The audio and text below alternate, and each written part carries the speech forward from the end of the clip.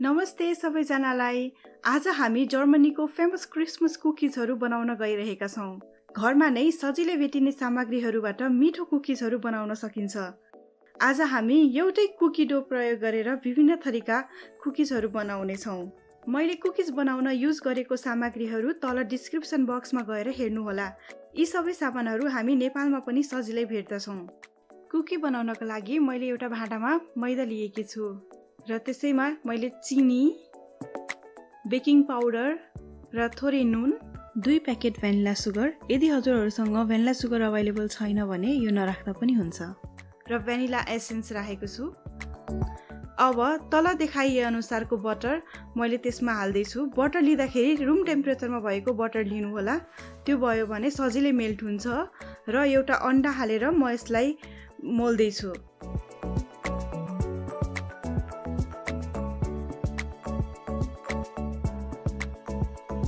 जब butter melt हुँदै जान्छ तब हाम्रो डो राम्रो र सफ्ट हुँदै जान्छ।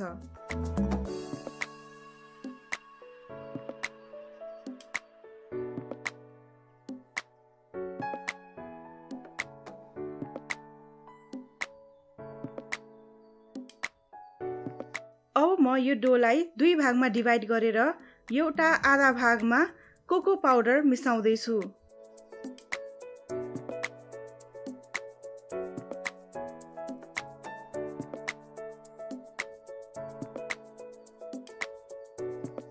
कोको पाउडर मिसाइसकेपछि म यो दुवै भागलाई प्लास्टिकमा र्याप गरेर एकछिनको लागि साइडमा राख्दैछु।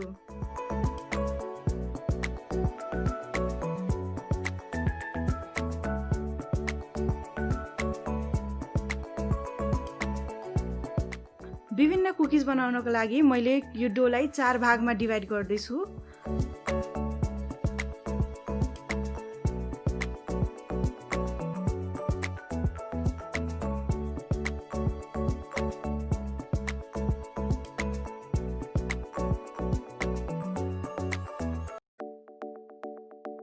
अब हामी ब्ल्याक एन्ड व्हाइट कुकिज बनाउँदैछौँ। त्यसको लागि मैले ब्ल्याक डोको 1 पार्ट लिँदैछु।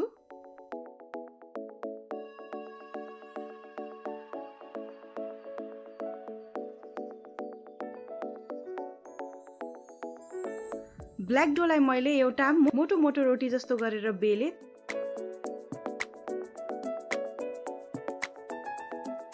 यो कट गरेर बाँकी रहेको डोहरूलाई डल्लो पारेर फेरि पनि युज गर्न सकिन्छ।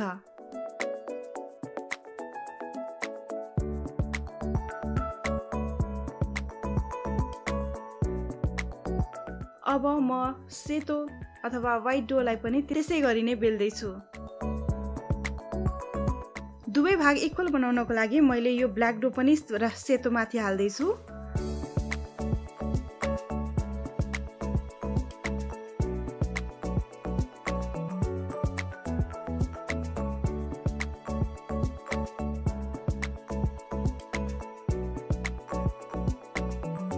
र मैले अब यसलाई फिनी जस्तै गरेर रोल गर्दैछु।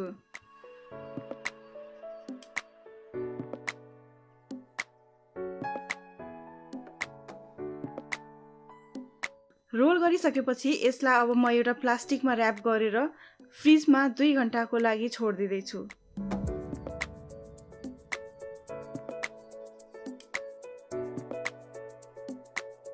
ब्ल्याक एन्ड व्हाइट कुकिजकै नेक्स्ट स्टेपको लागि मैले अब ब्ल्याक डोको 1 पार्ट लिएर लट्ठी जस्तै आकार बनाएकी छु।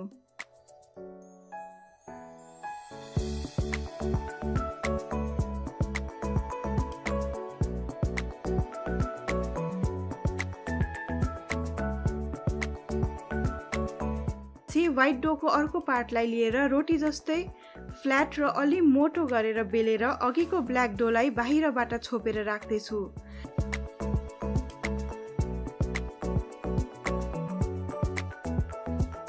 यसलाई पनि म एउटा अर्को प्लास्टिक र्यापमा र्याप गरेर फ्रिजमा 2 घण्टाको लागि राख्दैछु।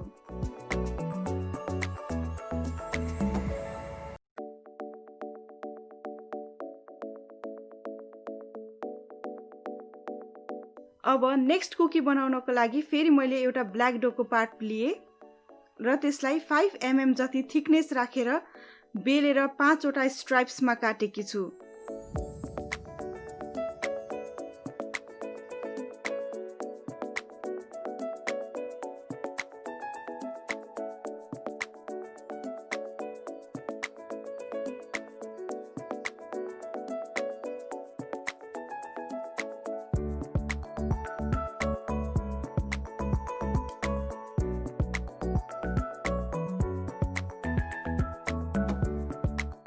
त्यसरी नै व्हाइट डोलाई पनि बेलेर 4 वटा स्ट्राइप्समा काटेकी छु।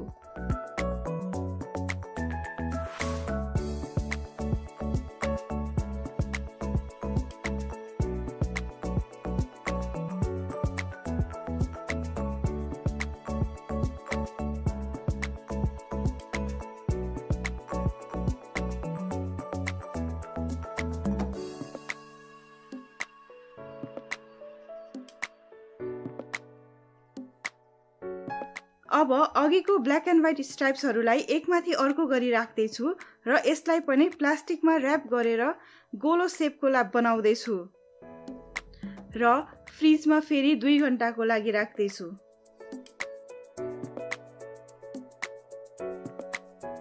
यी 3 वटै आकारका कुकिजहरूलाई मैले 2 घण्टाको लागि फ्रिजमा राखेर निकाले। हेर्नुस् त कति सारो भएको छ। यो सारो भएकोले अब यसलाई कट गर्नको लागि एकदमै सजिलो हुन्छ। यसलाई कट गर्दा धेरै मसिनो या मोटो नगरी 4 देखि 5 mm जति मोटाइमा कट गर्दा छिटो पाक्दछ।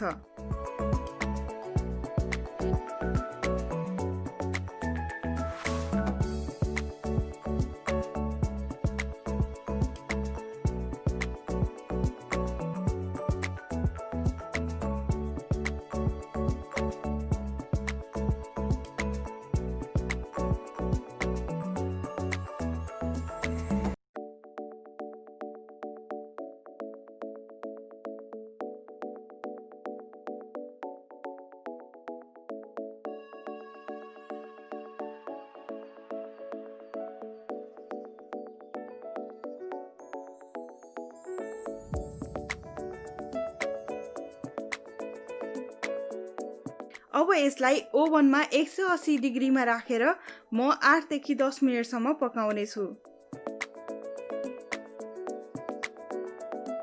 हेर्नुस् त हाम्रो ब्ल्याक एन्ड व्हाइट कुकिजहरू बजारको जस्तै गरी रेडी भयो।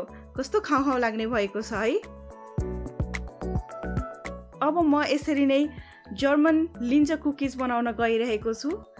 मैले अघि सुरुमा बनाएको व्हाइट डोको बाँकी सबै पार्ट लिए र यसलाई एउटा मोटो रोटी जस्तो गरेर बेल्दैछु। त्यसपछि मसँग यस्तो गोलो खालको कुकी कटर छ।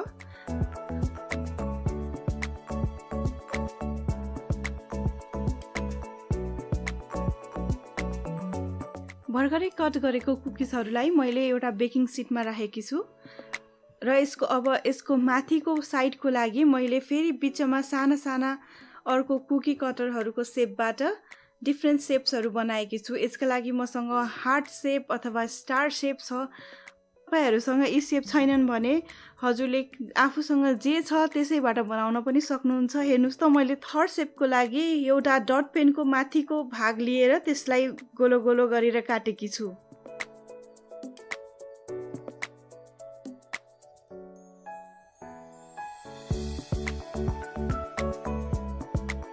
र अब हामी यो कुकिजहरूलाई पनि ओभनमा 180 डिग्रीमा 8 मिनेट जति पकाउँदै छौं। हाम्रो कुकिजहरू तयार भइसकेपछि बाहिर राखेर एकैछिन चिसो हुन दिनु पर्दछ र यसपछि मैले 2 किसिमका जामहरू लिएकी छु। तपाईहरुसँग जुन जाम अवेलेबल छ त्यही युज गर्दा पनि हुन्छ।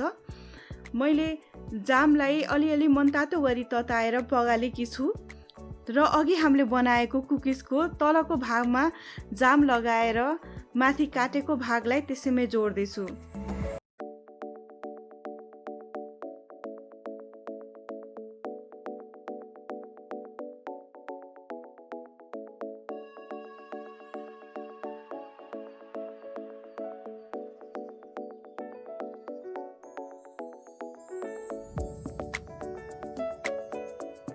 माथि अलिअलि खाली देखिएकोले मैले फेरि माथिबाट थोरै जाम थपे यसमा। त्यसरी नै हामीसँग भएका सबै कुकिजहरूमा मैले जाम लगाएर माथिबाट भर्दै छु।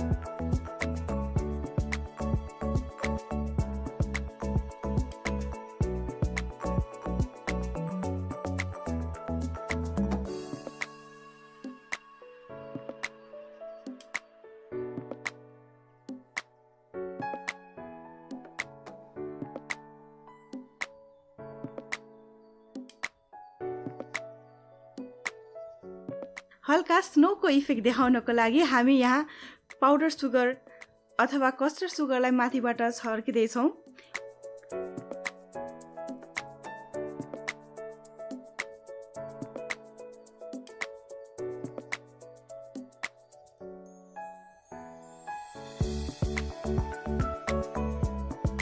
र अब हामी हाम्रो लास्ट कुकी बनाउन गइरहेका छौँ। त्यसको लागि हाम्रो बाँकी रहेको सबै ब्ल्याक डो युज गरेर एउटा मोटो मोटो रोटी बनाउन गइरहेकी छु।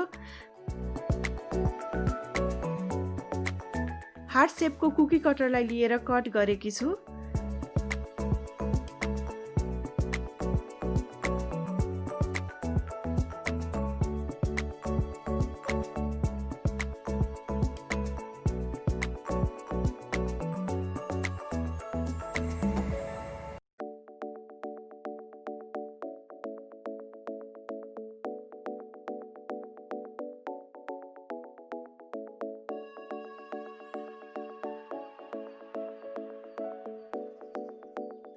यो कुकिजहरूलाई पनि हामी ओभनमा 180 डिग्रीमा 8 मिनेट जति पकाउँदैछौँ।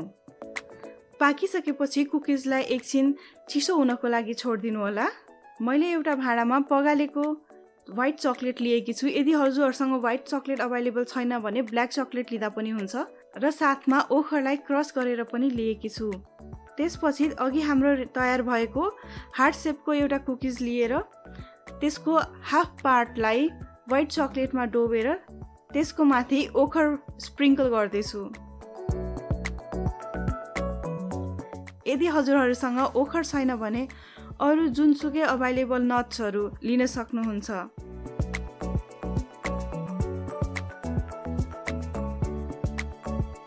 र यसरी नै हेर्नुहोस् त हामीले एउटा डोबाट कति थरीका कुकिजहरू बनाएका छौँ। कुकिजहरू रेडी भइसकेपछि आफ्नो साथीभाइ तथा परिवारहरूसँग सेयर गरेर खानुहोला है त। यदि हजुरहरूलाई हाम्रो भिडियो मन परेको छ भने लाइक, सेयर र कमेन्ट गर्न नबिर्सनुहोला र अरू नयाँ भिडियोहरूको लागि सब्स्क्राइब गरेर बेल आइकन थिच्न नबिर्सनुहोला है।